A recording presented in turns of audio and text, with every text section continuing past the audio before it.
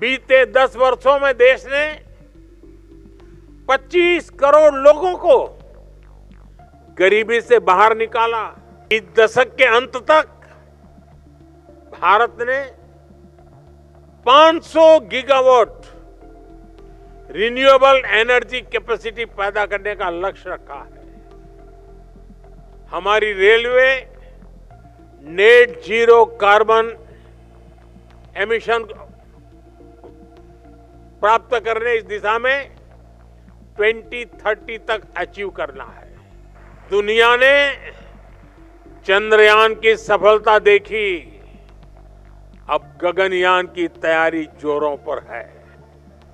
कुछ लोगों को लग सकता है कि 2047 तो अभी बहुत दूर है, इसके लिए अभी क्या काम करना, लेकिन उस सोच से भी हमें बाहर निकलना है। विकसित भारत की इस यात्रा में हमें हर रोज नए लक्ष्य बनाने हैं, उसे प्राप्त करना है। वो दिन दूर नहीं जब भारत दुनिया की तीसरी सबसे बड़ी इकोनॉमी का लक्ष्य हासिल करेगा। बीते 10 वर्षों में देश ने 25 करोड़ लोगों को गरीबी से बाहर निकाला। जिस रफ्तार से हम चल रहे हैं तो वो दिन भी दूर नहीं है जब पूरा भारत गरीबी से मुक्त होगा। इस दशक के अंत तक भारत ने 500 गीगावाट रिन्यूएबल एनर्जी कैपेसिटी पैदा करने का लक्ष्य रखा है। हमारी railway net zero carbon emission प्राप्त करने इस दिशा में 2030 तक अचीव करना है।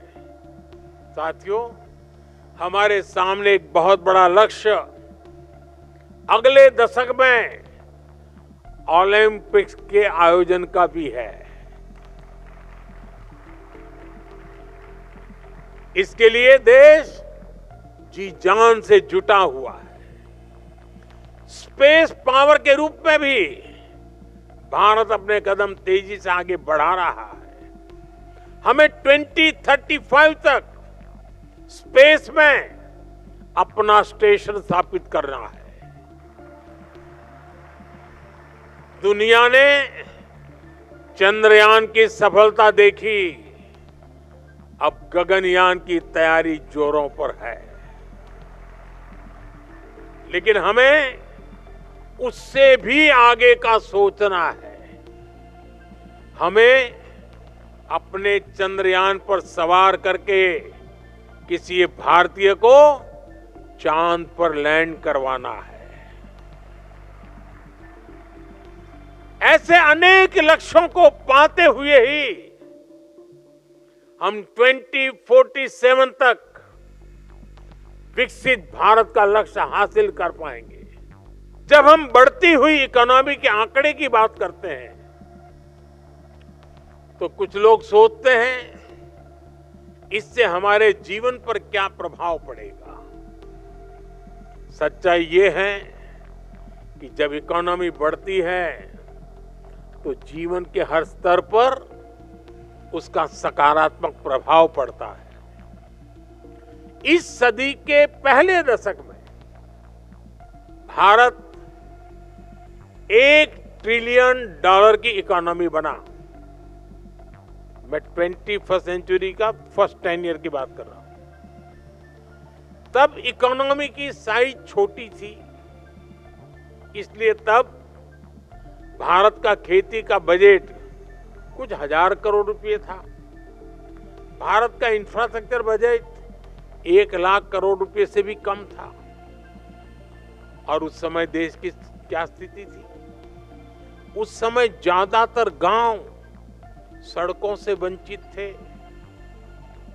बिजली से वंचित थे, नेशनल हाईवे और रेलवे की स्थिति बहुत खराब थी। बिजली, पानी जैसी बुनियादी सुविधाओं से भारत का बहुत बड़ा हिस्सा वंचित था। साथियों, इसके कुछ समय बाद भारत $2 ट्रिलियन की इकोनॉमी बना। तब भारत का इंफ्रास्ट्रक्चर बजट 2 लाख करोड़ रुपए से भी कम था। लेकिन रोड, रेल, एयरपोर्ट, नहरें, गरीबों के घर, स्कूल, अस्पताल, ये सब पहले के मुकाबले कुछ ज्यादा होने लगे। फिर इसके बाद भारत तेजी से $3 ट्रिलियन का इकोनॉमी बना। नतीजा ये हुआ कि एयरपोर्ट की संख्या 2 गुनी हो गई। देश में वंदे भारत जैसे आधुनिक ट्रेनें चलने लगी। बुलेट ट्रेन का सपना जमीन पर उतरने लगा। भारत ने दुनिया में सबसे तेज गति से 5G का रोल आउट किया। देश की हजारों ग्राम पंचायतों तक ब्रॉडबैंड इंटरनेट पहुंचने लगा। 3 लाख से अधिक गांवों तक सड़कें पहुंच गई। नौजवानों को 23 लाख करोड़ रुपए का बिना गारंटी वाला मुद्रा लोन दिया। मुफ्त इलाज देने की दुनिया की सबसे बड़ी योजना आयुष्मान भारत शुरू की गई। किसानों के बैंक खाते में हर वर्ष हजारों करोड़ रुपए सीधे जमा करने की योजना शुरू हुई। गरीबों के लिए 4 करोड़ पक्के घर बनाए गए। यानी अर्थव्यवस्था जितनी बड़ी होती गई, उतना ही ज्यादा विकास के कार्यों ने गति पकड़ी, उतने ही ज्यादा अवसर बनने लगे। हर सेक्टर में समाज के हर वर्ग उसके लिए खर्च करने की देश की क्षमता उतनी ही बढ़ी। साथियों, आज भारत करीब करीब $4 ट्रिलियन इकोनॉमी है। इससे भारत का सामर्थ्य भी कई गुना बढ़ गया है। 2014 में जितना इंफ्रास्ट्रक्चर का पूरा बजट था, जितने पैसे में रेल, रोड, एयरपोर्ट्स सब बनाए जाते थे, उससे कहीं अधिक पैसे आज भारत सिर्फ रेलवे पे खर्च कर रही है। आज भारत का इंफ्रास्ट्रक्चर बजट 10 साल पहले की तुलना में करीब 6 गुना अधिक है। 11 लाख करोड़ से ज्यादा है। और इसका परिणाम आज आप भारत के बदलते हुए लैंडस्केप में देख रहे हैं। ये भारत मंडपम भी इसका एक खूबसूरत उदाहरण है।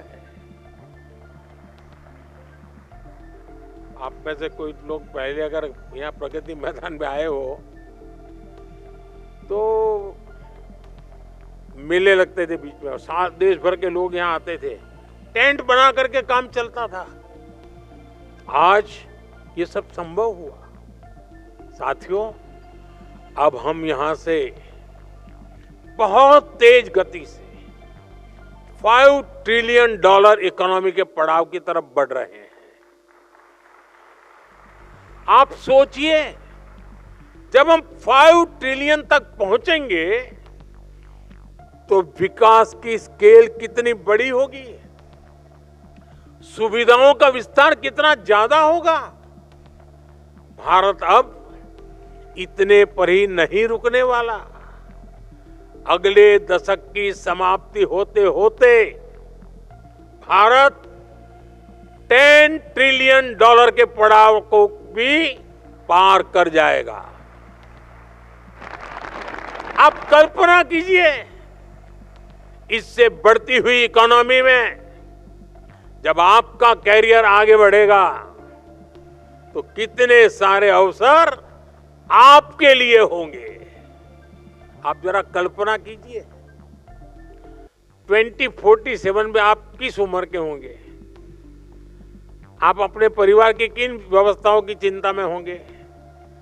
आप कल्पना कीजिए 2047 में जब आप 40-50 के आसपास होंगे जीवन के एक महत्वपूर्ण पड़ाव पर होगे और देश विकसित हुआ होगा तो उसके सबसे ज्यादा फायदा किसको मिलेगा? किसको मिलेगा? आज जो नौजवान है सर्वाधिक फायदा उनको ही मिलने वाला है।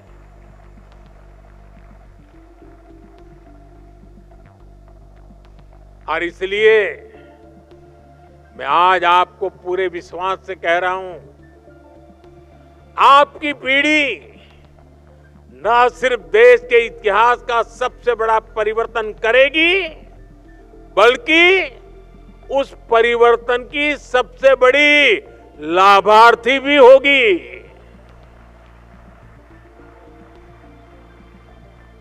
बस इस यात्रा में हमें एक जरूरी बात याद रखनी है, हमें कंफर्ट जोन की आदत से बचना है।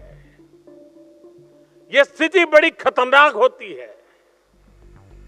आगे बढ़ने के लिए कंफर्ट जोन से बाहर आकर रिस्क उठाना जरूरी है। इस यंग लीडर्स डायलॉग में भी युवा अपने कंफर्ट जोन से बाहर निकले तभी यहां पर भी पहुंचे।